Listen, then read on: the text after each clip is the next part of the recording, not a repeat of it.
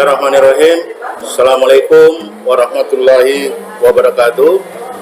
Salam tetap sehat dan bahagia bagi kita semua.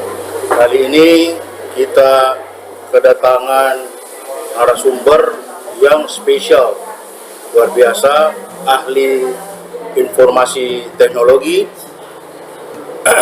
Profesor Nelson Arianto. Profesor Dr. Tio Nelson Arianto, Eskom MM, seorang ahli teknologi informatika dengan latar belakang pendidikan S1 di Bina Nusantara pada jurusan Basic Computer Finance, kemudian melanjutkan pendidikan S2, Master of Computer Finance di Buri Luhur. Lebih khusus lagi, beliau di Bangkok University, Thailand mengambil IT dan bisnis.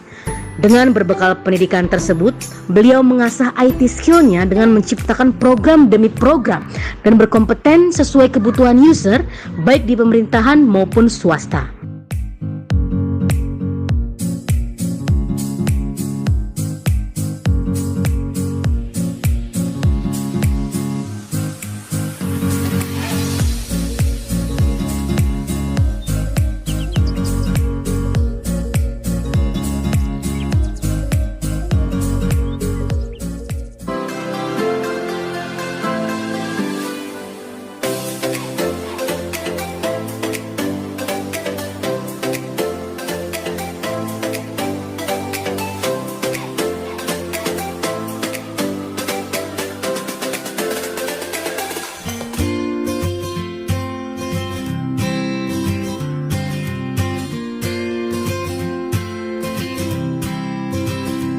Begitu banyak pengalaman beliau di bidang IT, sehingga kami mengundangnya di Sisa Puang Bro untuk mengulas digitalisasi pemilu 2024 oleh KPU. Nah, inilah saatnya kita menyimak dialog Puang Bro dengan Profesor Nelson. Selamat menonton. Hari ini mengundang beliau sebagai narasumber yang sangat khusus dan luar biasa. Nah, kali ini Sisa Puang Bro akan mengangkat topik yang juga tidak kalah pentingnya, yaitu sistem informasi pemilu 2024 yang sistemnya tentu untuk pemilu 2024 ini dibangun oleh KPU. Dan juga topik kedua, kita tentu akan ingin melihat situasi sekarang ini yang tentu juga ramai antara pemilu 2024 untuk pileg dan capres dan cawapres. Nah, untuk pertama topik kita persilakan Prof. Nelson menyampaikan pandangannya bagaimana ke depan mengenai teknologi informasi, khususnya nanti juga untuk pemilu 2024. Silakan Prof. Nelson. Terima kasih Puang. Ya, terima kasih kesempatan pada petang hari ini, Puang. Ya, pertama-tama saya tambahkan bahwa agenda kita selain pileg, selain pilpres, ada juga di DKI Jakarta. Pilkada itu nanti waktunya berdekatan antara pileg, pilpres, dan pilkada DKI Jakarta. Sangat-sangat dekat sekali, boleh dibilang ya sangat padat. Nah, sehingga kita membutuhkan sistem pemilu selain sipol tentunya, yang mana sistem tadi harusnya sudah mulai dibenahi, karena sistem ini tidak untuk jangka pendek, cuma ini sistem yang bersifat strategis, atau kita boleh bilang proyek strategis nasional atau PSN. Cuma sampai dengan saat ini yang kita tahu KPU sudah membuat sipol. Nah, alangkah baiknya sistem-sistem seperti ini dikembangkan terus oleh KPU dengan tim yang mungkin dari Kementerian Komunikasi Informatika membuat satu tim, Bawaslu ikut, KPU ikut, dan semua buatan daripada kita warga negara Indonesia sendiri. Kita pasti bisa membuat sistem sipol dan sistem pilkada, pilpres, serta pileg dengan berkesinambungan. Dan sistem tadi seharusnya tetap berkesinambungan, dalam arti kata pemilu 2024 bisa dipakai 2029. Jangan sampai tidak berkesinambungan karena akan membuang anggaran dari APBN ataupun APBD. Contohnya, biasanya seperti kita tahu, kalau ganti presiden, biasa menteri bisa juga terjadi pergantian. Menteri ganti, KPU bisa terjadi pergantian struktur, sehingga sepertinya sistemnya itu tidak dipertahankan lagi. Cuma para pejabat tingginya pasti biasanya mengganti dengan sistem yang menurut kebutuhan pejabat tersebut. Itu yang seharusnya kita hindari. Sistemnya harusnya sudah dibuat prototipe dari awal. Cuma ya kita berharap bahwa terjadi perubahan teknologi informasi di negara kita. Seperti itu uang yang saya sarankan kepada KPU ataupun pemerintah pusat atau pemerintah daerah. Prof, sekarang ini kan kita tidak lama lagi tentu sudah tahu semua akan memasuki 2024 itu pesta demokrasi, ya, untuk pesta demokrasi yang serentak yang akan dilakukan di Indonesia, yaitu pileg, ya, pileg dan pilpres. Nah, ini akan serentak dilaksanakan tahun depan. Namun sekarang ini kan sudah memasuki tahapan pemilu yang sudah dilaksanakan oleh KPU.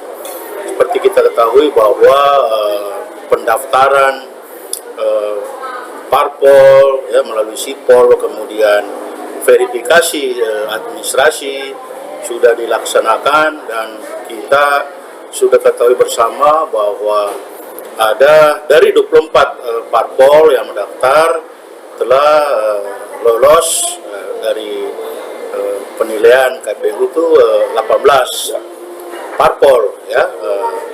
18 parpol ini 9 partai parlemen, kemudian 5 non parlemen, kemudian 4 partai baru. Tentu kita selamat, ya, kepada 18, ya, parpol yang telah lulus tahap verifikasi administrasi oleh KPU, dan kita juga tentu mengapresiasi kerja KPU dan seluruh partai. Namun tentu tahap berikutnya ada verifikasi faktual, yang tentu faktual ini akan tentu dilakukan, ya, evaluasi penelitian terhadap 5 non parlemen, kemudian 4 partai baru. Nah, disinilah nanti tentu para partai-partai yang 9 ini di luar partai parlemen tentu akan mempersiapkan seluruh perangkatnya, infrastrukturnya, sehingga bisa lolos untuk resmi mengikuti pemilu 2024. Nah, kira-kira menurut ingin saya tanyakan, Prof, sistem informasi yang tentu diharapkan nanti ini kan akan menghasilkan suatu hasil pemungutan suara yang luber dan jurdil, langsung, umum, bebas, rahasia, jujur dan adil yang kita dambakan. Nah, dengan ada sistem informasi teknologi ini tentu nanti akan memberikan dampak positif, ya, yang lebih bagus, karena akan mengurangi hal-hal yang kekurangan pemilu sebelumnya, dan akan lebih baik dari transparansinya, kemudian daripada penilaian, ya, penilaian pemungutan suara, ya, akan dilaksanakan mulai dari desa sampai pusat. Kira-kira menurut Prof Nelson bagaimana nih? Ini sistem kita itu belum canggih-canggih amat dalam hal pemilu digital. Nah, sehingga sudah saatnya mulai dipikirkan selain kita sebagai warga negara, ya tentu oleh yang berkepentingan, yang oleh KPU, pemerintah pusat ataupun pemerintah daerah setempat. Kenapa? Sistem ini sudah harus dibuat, tidak usah menunggu waktu lagi, harus mulai dikerjakan. Nah, kapan waktunya sistem tadi itu bisa dibentuk dengan tim daripada Menkominfo atau Kementerian Informasi dengan tim KPU dan Bawaslu. Itu dengan membuat rancangan desain, analisa desain, prototipe daripada sistem tadi yang sebelumnya. Sistem ini sudah saya buatkan riset di 20 tahun lalu, cuma ditolak sama Kementerian Dalam Negeri dan Kementerian Pendidikan dan Kebudayaan saat itu melalui kampus swasta di Jakarta Barat. Saat itu ditolak. Setelah saya masukkan proposal saya, saat itu ada KTP, desain KTP elektronik, saya masukkan sistem saya dengan nama SAP, yaitu Sistem Administrasi Pemilu atau Sistem Administrasi Pemilu. Tujuan tadi bahwa setiap punya KTP tadi adalah kita pasangkan chip ataupun RFID, di mana chip atau RFID tadi bisa dipakai nantinya di dalam mesin-mesin ATM ataupun sebagai pengenal daripada handphone pada saat kita scan, ataupun bisa menggunakan teknologi website dan Android ataupun Apple. Nah, seperti itu yang sudah kemarin itu saya usulkan prototipenya segala macam dari awal sampai pembentukan, sehingga kita pemilunya sudah sistem digital atau online, sehingga dalam waktu cepat tidak ada kecurangan. Saya sudah berikan analisa konteksnya bagaimana dengan NIK seterusnya, bahwa satu orang saat masuk login dia udah kebaca posisinya di mana, di IP mana seterusnya, sehingga dia akan ke save. Jadi satu warga negara Indonesia diberikan waktu yaitu 1 hari untuk melakukan coblos baik di daerah maupun di kota. Nah, sehingga bagaimana kalau daerah tidak ada jaringan internet? Nah, jadi daerah tadi memang efek domino kalau menggunakan sistem informasi secara menyeluruh di Indonesia agak berat, sehingga yang dari desa bisa menggunakan tadi Android ataupun smartphone. Jadi memilih menggunakan smartphone, di mana NIK yang tadi itu sudah didaftarkan secara automatically dari Kementerian Dalam Negeri yang diinfokan ke KPU. Jadi datanya sudah otomatis, seharusnya sudah bisa kita buat.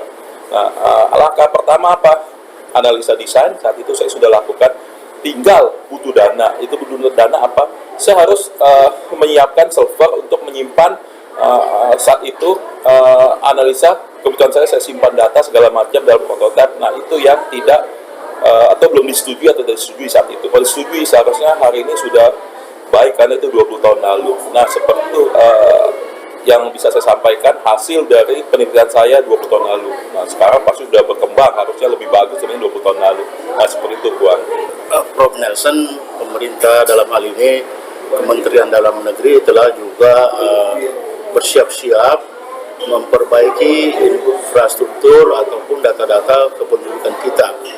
Ini terlihat juga bagaimana sekarang sudah diberlakukan KTP elektronik. Tentu KTP elektronik ini sangat penting, sehingga satu orang hanya satu identitas penduduk bisa digunakan ke beberapa kepentingan. Nah, sekarang kita lihat sekarang ini untuk pemilu 2024 Indonesia ini kan sangat luas, ya, kita tahu sangat luas dengan 34 provinsi. Kemudian kita baru dengar terakhir bahwa ada pemekaran, ya, provinsi 3 lagi provinsi di Papua. Nah, 34 provinsi dengan jumlah, ya, dengan jumlah kecamatan yang kurang lebih 6.226, ya. Kemudian dengan kelurahan yang 8.506, ya. Kemudian kita tahu bahwa kabupaten saja sudah kurang lebih 416, ya, dengan kota 98, ya. Nah, dengan tentu jumlah desa yang sudah terdaftar, sudah direkod sekarang ini sudah sejumlah 74.916 desa. Ini kan luar biasa nih, ya, dengan jumlah penduduk kita sekarang sudah berkisar 272 juta. Ya. Nah, untuk menggunakan sistem informasi yang dibangun oleh KPU ini bagaimana bisa dilakukan dengan luas seperti ini? Apakah bisa makin banyak, bisa diperbaiki infrastruktur dari sistem pemungutan suara kita ini untuk 2024? Database berarti ada satu, adanya penambahan warga negara berusia 17 tahun, 2 adanya warga negara yang sudah meninggal atau almarhum, dan seterusnya, sehingga database tadi kita filter atau kita lakukan validasi. Jika sudah tidak ada di dalam data Kementerian Dalam Negeri, maka data KPU pun akan tidak ada seperti itu. Jadi faktor utamanya adalah data primer daripada Kementerian Dalam Negeri, karena KPU posisinya adalah menunggu data dari Kemendagri. Kalau datanya valid di Kemendagri, pasti KPU pun ikut valid. Nah, bagaimana untuk data-data yang di pinggiran atau di luar kota-kota besar? Sama saja, karena kan sistemnya sudah KTP itu majority sudah elektronik, sehingga harusnya sistemnya jemput bola dari tiap RT, RW, kelurahan ataupun dukcapil setempat. Nah, sehingga seharusnya sih masalah kependudukan sebenarnya sudah tidak jadi problem atau isu yang besar gitu loh. Sehingga itu adalah tanggung jawab daripada dukcapil setempat yang ujung-ujungnya memang ke Kementerian Dalam Negeri, yang mana nantinya Kementerian Dalam Negeri selalu infokan ke KPU. Jadi sistemnya tadi bisa dua arah. Itu Kementerian Dalam Negeri kasih KPU, KPU memfilter, oh ternyata betul pada saat disilek, oh data penduduk ini dulunya nggak ada, sekarang usianya, tanggal lahir bertambah karena udah 17 tahun dan seterusnya. Sehingga jumlah data kita kenal sebagai big data dalam database tadi. Sehingga aplikasi tadi kita menggunakan Sipol, tapi Sipol tidak mengambil database kependudukan. Sipol itu hanya saat ini mengambil data-data partai apa yang lolos verifikasi dan seterusnya, dan itu calegnya siapa saja, pilpresnya siapa saja. Jadi tidak sampai ke level kecil, dia sampai level-level yang tadi caleg DPR siapa, DPRD siapa, tingkat 1, tingkat 2 siapa, pilpres dan pilkada siapa. Nah seperti itu, belum sampai level ke NIK seperti itu buat. Prof. Nelson, bahwa memang saya kira banyak kemajuan ya daripada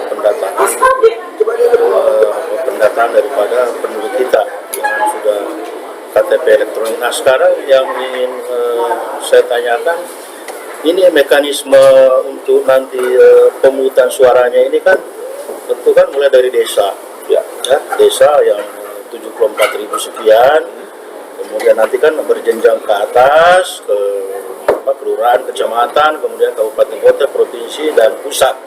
Nah ini bagaimana sistem informasi yang bisa dibuat biar ini bisa tidak terjadi kebocoran di lapangan, karena pengalaman sebelumnya ini masih banyak, kadang ada yang berulang, ada yang harus diulang pemungutan suaranya, karena mungkin sistem informasi yang mau dibangun ini belum dijalankan dengan baik.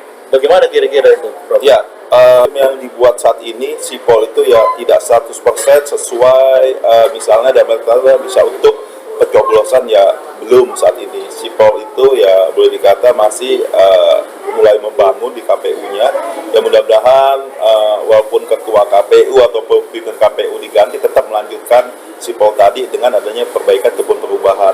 Gimana cara mencegah supaya tidak terjadi kecurangan, kebocoran ya tadi, karena masih semuanya serba manual. Mohon maaf, bisa saja seseorang mencoblos di kertas, misalnya mohon maaf partai tertentu ataupun presiden atau calon presiden tertentu ataupun gubernur tertentu, tiba-tiba mohon maaf kalau ada kejahilan kan bisa saja kertas tadi sobek atau dicoblos satu, dicoblos dua, kalau ada tangan-tangan jahil yang melakukan hal tersebut. Sehingga itu yang patut diwaspadai. Bisa jadi jumlah suara 5.000 dicoblos, misalnya partainya harusnya pemenangnya partai nomor 1, tetapi dicoblos nomor 1 tadi dicoblos 2 atau 3 lubang, sehingga suara tadi tidak sah. Nah itu kemungkinan terjadi bisa saja karena masih manual.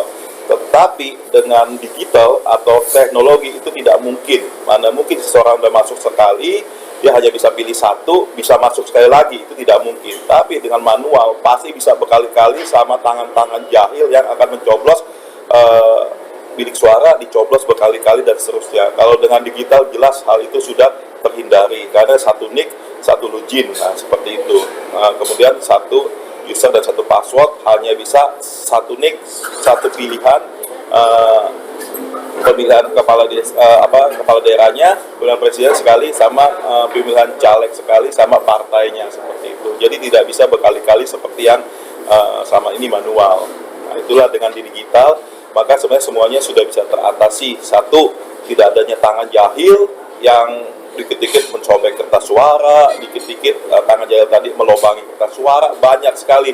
Dikit-dikit kardusnya tiba-tiba bagaimana saat drop daripada TPS tempat ke kelurahan tiba-tiba hilang lebar suara segala macam. Dengan digital hal itu sudah tidak ada lagi karena disimpan pakai teknologi digital. Nah seperti itu Puan. Ya, masih sering kita tanda tanya yang akan menginput suara-suara ini dari TPS. Kan itu harus ada yang menginput data-data ini untuk dikirim ya dari kelurahan, kecamatan, kemudian kabupaten, kota, kemudian provinsi dan pusat. Nah, kita kan suka melihat bahwa orang-orang kita ini kan gampang dipengaruhi lah, ya, gampang mungkin suap lah kalau bisa kita mengatakan seperti itu, sehingga permainan-permainan ini perlu memang diantisipasi. Dan orang-orang yang di PPS ini yang penanggung jawab penyelenggara pemilu pun juga ini juga harus betul-betul orang yang jujur, berintegrasi, tidak gampang dipengaruhi atau diiming-imingi sehingga berubah, ya. Mestinya diinput 10, ternyata dia bisa input lebih dari itu. Nah, sehingga ini perlu juga menjadi perhatian, ya, Prof, ya. KPU bila memang makin bagus sistem informasi ya yang dibangun. Dan kemudian juga masalah yang tadi ingin saya sampaikan, segi keamanannya. Nah, ini bagaimana segi keamanan data ini, Prof, yang akan dikirim kalau itu mungkin belum full digital ya, karena saya kira dari desa mungkin masih perangkat digitalnya masih minim, mungkin sampai kecamatan pun masih minim, sehingga paling yang bisa diandalkan itu kabupaten, kota, provinsi, ya, dan tentu pusat. Nah, ini bagaimana ini mengantisipasi ini? Kalau dari sisi keamanan ini bukan hanya keamanan data, tapi dari ahli-ahli hacker, ya, Prof, sehingga ini bisa mengacaukan perhitungan kalau kita menggunakan nanti sudah full digital. Gimana kira-kira, Prof? Ya, yang pertama ya memang salah satu digital pasti ada gangguannya seperti hacker, seperti denial of service attack atau sang bertubi-tubi ke server KPU dan seterusnya, itu tidak bisa dipungkiri akan ada. Tetapi dengan pengamanan yang ketat dari sisi tim KPU ataupun tim daripada Kementerian Informatika yang akan nanti terjun menjadi satu tim, kolaborasi dengan KPU, kolaborasi dengan Kementerian Negeri, kolaborasi dengan Bawaslu, maka hal seperti itu bisa dihindari. Kenapa? Karena kita sudah menyediakan security, seterusnya kita sudah menyediakan database yang cukup canggih, proteksi yang aman.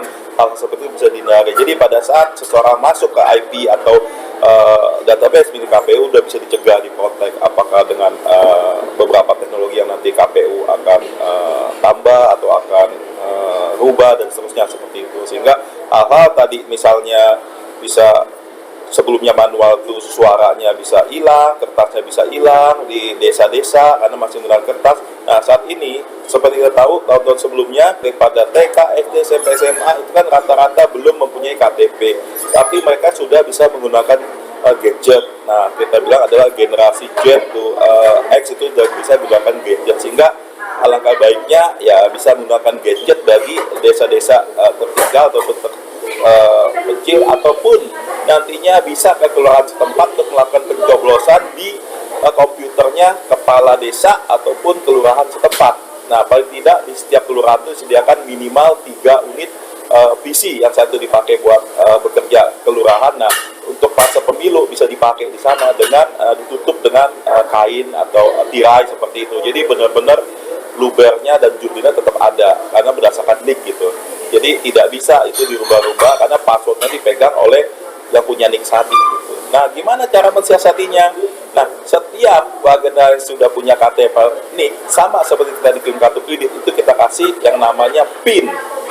Jadi dari nick kita berikan dia PIN. PIN itu hanya dibuka oleh orang yang bersangkutan. Jadi tidak boleh dibuka orang lain, sehingga itu kerahasiaan sangat terjaga. Nah, ya kita berharap bahwa kedepannya Indonesia sudah lebih maju daripada negara lain dari sisi pemilu digital. Itu yang sangat-sangat harapan saya di IT menjadi digital. Itu biar kita berikan contoh ke negara lain, kita bisa lakukan pemilu secara digital dengan biaya yang hemat, dengan tidak ada ganti-ganti ini lagi, ganti presiden, maka ketetapan atau sistem di semua BUMN ganti, semua sampai level perusahaannya juga ganti, tidak. Yang suatu sistem yang terpusat, terpadu dari pemerintahan satu, pemerintahan dua, maka berkesinambungan. Nah, sistem tadi akan berbiaya murah. Karena apa? Tidak diganti sama pemerintahan yang baru nantinya, tapi dikembangkan terus. Nah, ini kemungkinan besar bisa bersih dari kematian. Ya, enggak ini, Prof. Kalau kita full menggunakan digital ini. Jadi gini, karena yang melakukan kehendak itu adalah warga negara Indonesia yang sudah mempunyai KTP elektronik, maka petugas jaga menjadi makin berkurang atau berjumlah nol. Jadi petugas jaga di kelurahan hanya membantu menyalakan komputer saat tadi desa tertinggal tidak ada kelurahan. Jadi petugas KPPS boleh dibilang paling satu saja, tidak sampai kelurahan. Kenapa? Kan pengguna masyarakat kita edukasi gimana cara buka website untuk pemilunya, kemudian kita kasih tahu aplikasi ini hanya bisa dipakai 1 jam, 2 jam, atau 3 jam, atau 1 hari atau 2 hari, baik di dalam negeri maupun di luar negeri. Nah, di luar negeri bagaimana? Luar negeri kan bisa masuk ke websitenya si KPU, atau di Android kita bisa masukkan, ataupun di Apple kita bisa masukkan tadi gitu. Cuma ada jangka waktu, misalkan kan beda jam antara Indonesia dengan negara lain. Ya betul, kita bisa buat sistem kan dengan berbeda jam gitu, tetapi waktunya kita sepakati bersama bahwa pemilu akan dicoblos secara digital itu adalah tanggal sekian, dari jam sekian sampai jam sekian. Kita akan buat perpresnya, yaitu dari atau Kementerian Dalam Negeri mengatakan bahwa setiap saat terakhir yang paling penting juga ya, Prof. Nelson, kita bukan hal sembunyi lagi ya, sudah kita tahu semua bahwa proses perhitungan suara ini kan memang sangat krusial, penting, dan harus betul-betul memang akurat. Ya. Nah, saya ingin sedikit menyoroti, kalau boleh saya mengkritik, kita selalu diberi beban pikiran masalah perhitungan cepat, ya, quick count. Quick count ini menurut saya ini kan sebenarnya kan hanya pembanding, ya, menurut saya, tapi bukan yang menentukan nanti suara pemenang, ya, suara pemenang pemilu atau suara pemenang daripada capres dan cawapres, gitu. Sehingga ini tentu saya pribadi ingin mengatakan bahwa hal ini harus tidak boleh jadi mempengaruhi opini, ya, baik opini masyarakat, rakyat maupun yang lagi berkompetisi ya dalam capres dan cawapres. Nah, ini tentu dengan sistem informasi yang makin bagus, saya kira ini quick count ini mestinya tidak bisa muncul lagi, ya. Prof, bagaimana kira-kira, Prof?